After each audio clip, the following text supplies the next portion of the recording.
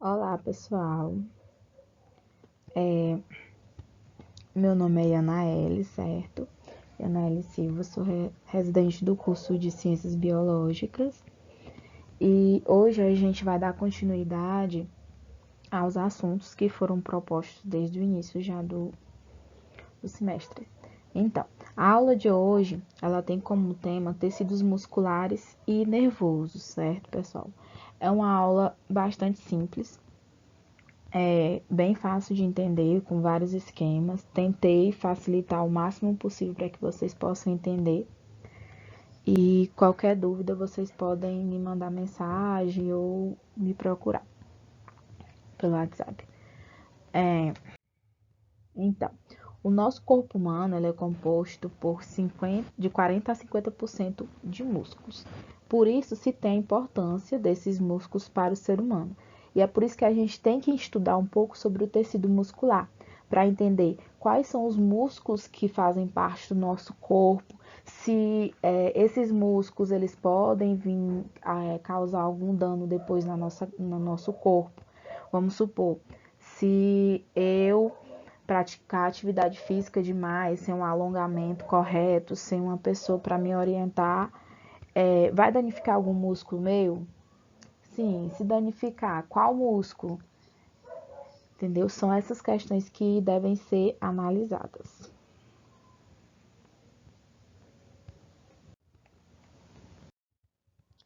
Então, os tecidos musculares, eles são de origem mesodérmica, certo, pessoal? E eles relacionam-se com a locomoção e outros movimentos do nosso corpo.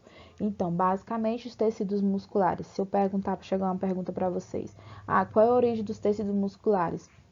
Mesodérmica. E qual é a função dos tecidos musculares? Qual é a relação deles com o nosso corpo? Eles são responsáveis pela nossa locomoção e também por outros movimentos. E esses movimentos também estão relacionados ao quê? À contração de alguns órgãos do tubo digestivo, do coração e das artérias também. Tanto é que a gente vai entender um pouquinho sobre os tipos de tecido muscular e qual é a relação desses tecidos musculares com a contração e relaxamento do nosso corpo. Então, os tecidos musculares Os tecidos musculares, eles são alongados e por isso eles recebem o nome de fibras musculares, certo, pessoal? E eles são ricos em dois tipos de filamentos proteicos, que a gente não pode esquecer de jeito nenhum, que é a actina e a miosina. A actina e a miosina, elas são responsáveis pela grande capacidade de contração e de extensão dessas células. Tanto é que vocês podem observar aqui que a gente tem a fibra muscular, certo? Aí essa parte aqui, mais um pouquinho, que é a microfibra, e a gente tem os sarcômetros. Aqui, do lado, dentro desses sarcômetros, a gente já tem os filamentos proteicos, no qual, nessa segunda imagem aqui, dá para a gente observar melhor. O filamento fino, ele é o filamento de actina. O filamento mais grosso, que é esse rosinho aqui, é o filamento de miosina, certo, pessoal? E aqui ainda também dá para perceber as cabeças de miosina, que tem atividade ATP básica, que uma coisa bastante importante que a gente tem que saber é que os tecidos musculares eles estão relacionados principalmente à produção de ATP, certo? E também na questão de respiração aeróbica e anaeróbica também. Então, basicamente aqui a gente tem que entender que os tecidos musculares eles são alongados e por isso são chamados de fibras musculares e tem grande função de dois filamentos proteicos que são muitíssimo importantes.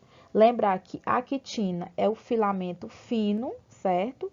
E a miosina é o filamento grosso, porque isso já vai facilitar da gente entender como que é o processo de contração de uma célula, de um músculo, o funcionamento de uma célula muscular estriada esquelética.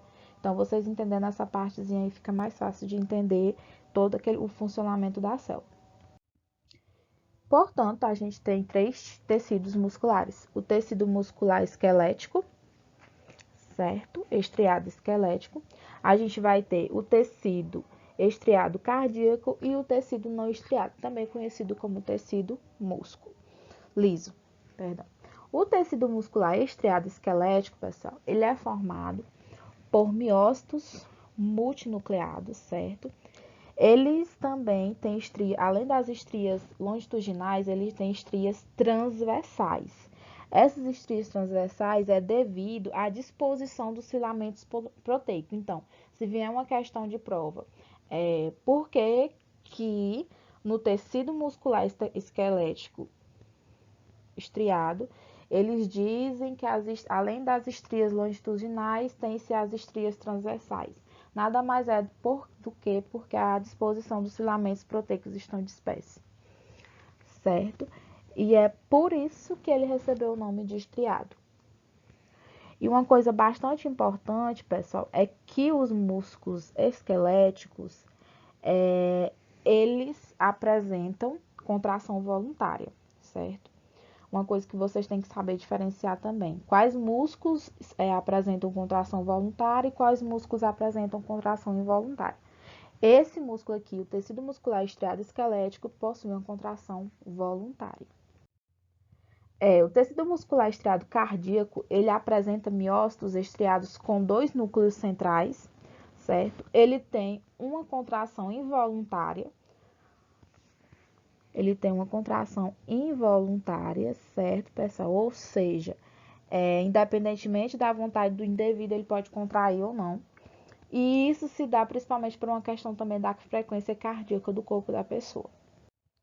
Quanto ao tecido muscular não estriado, vai ter o tecido, é um tecido liso, mais conhecido como tecido liso, certo? Tem as estrias longitudinais também. A contração, além de ser involuntária, ela também é lenta, certo? E isso causa uma coisa chamada peristalismo. E isso ocorre principalmente por causa do controle da contração e relaxamento. Que esse controle de contração e relaxamento é relacionado principalmente com a questão do sistema nervoso, que é um dos assuntos que a gente vai ver mais à frente, que é realizado através de neurotransmissores. Aqui eu trouxe para vocês o funcionamento da célula muscular estriada esquelética. Nessa figura aqui a gente tem o tríceps branquial relaxado e ele contraído, tanto é que vocês podem observar que um é menor e o outro já fica mais inchado quando está contraído. E do outro lado a gente tem o bíceps branquial relaxado, que fica bem menorzinho, e o tríceps branquial já contraído, que ele já fica mais gordinho um pouco. Nesse B aqui a gente já tem a observação de que do músculo, a parte interna desse músculo, certo? Onde a gente vai ter os núcleos, o miócito, um conjunto de miócitos são várias coisas voltadas para a questão do bíceps e do tríceps. Tem a microfibra. E aqui são questões de linha Z, linha H, zona H, que a gente vai aprofundar mais na frente. Na C, é exatamente isso que a gente vai entender. Na C, ele está mostrando quando o músculo está relaxado, quando o músculo está contraindo e quando ele já vai ser contraído. Certo, pessoal? Ou seja, os miofilamentos da miosina, eles formam bandas, certo, pessoal? Bandas escuras e bandas claras. As bandas escuras, pessoal, são chamadas de anisotrópicas, que é a banda A. E as actinas, que são as bandas claras, são chamadas de isotrópicas, que é a banda I, certo? E no centro de cada banda I, a gente vai ter uma linha mais escura chamada de linha Z, certo? No centro de cada banda A, a gente vai ter uma faixa mais clara chamada de banda H. Então, temos duas bandas, certo? E duas linhas. Então, nesse caso aqui, vocês podem observar o seguinte. Na questão aqui da actina, a gente vai ter a banda I, certo? E aqui na miosina, a gente vai ter a linha Z. Vocês podem observar que cada entrelinha da banda N, a gente vai ter um espaço. Então, quando o músculo está relaxado, a actina e a miosina, elas estão intercaladas uma com a outra, mas existe um espaço, que esse espaço bem que é chamado de N, certo? E quando o músculo ele está se contraindo, a gente observa o seguinte, que esse espaço N, ele já vai se fechando mais ainda. E quando o músculo está contraído, a gente não observa mais nenhum espaçamento. Ou seja, aqui, basicamente, a gente pode observar melhor. O sarcômetro relaxado, a gente vai ver, ó, bem aqui na linha Hzinha, na linha H, a gente vai observar o quê?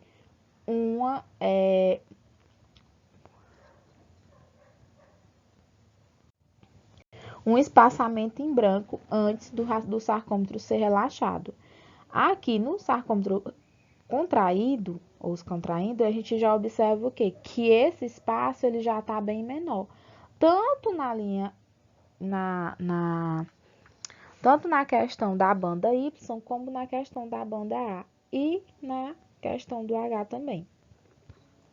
Então, basicamente, só para vocês entenderem como que se dá o processo de contração. A miosina e a actina, elas estão separadas quando o músculo está relaxado e quando o músculo está sendo contraído, elas simplesmente se juntam e ficam mais aglomeradas.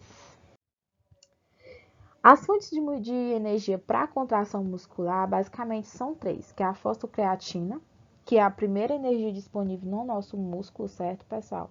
Ou seja, através da produção de ATP, mais a creatina. Isso mantém o músculo contraído de 5 a 8 segundos. Também tem o glicogênio muscular, que já está entrando na parte de anaeróbica, né? Que a disponibilidade rápida dele é 2,5 maior do que a aeróbica. E isso se dá através do acúmulo de ácido lático do nosso corpo. E o 3 é o metabolismo oxidativo, que no caso a gente já vai ter que utilizar 95% de energia, ou seja, 95% de energia utilizada. Isso por meio de consumo de carboidratos, proteínas, lipídios e também é variável com a atividade do músculo, treinamento, tipo de músculo, voltado mais para as questões de atividade física. E é por isso que eu trouxe para vocês essa imagem, tecido muscular e atividade física. A influência da atividade física no sistema muscular, que é um fator que deve se chamar atenção, porque, por exemplo, se a pessoa fizer vários exercícios sem a devida preparação ou sem condições excessivas, pode levar à fadiga muscular e também a câimbras. A fadiga muscular, pessoal, ela corresponde à incapacidade do músculo de se contrair. E as câimbras correspondem à contração dolorosa da musculatura e pode causar até outras doenças, certo? Então, por isso que a gente tem que tomar muito cuidado.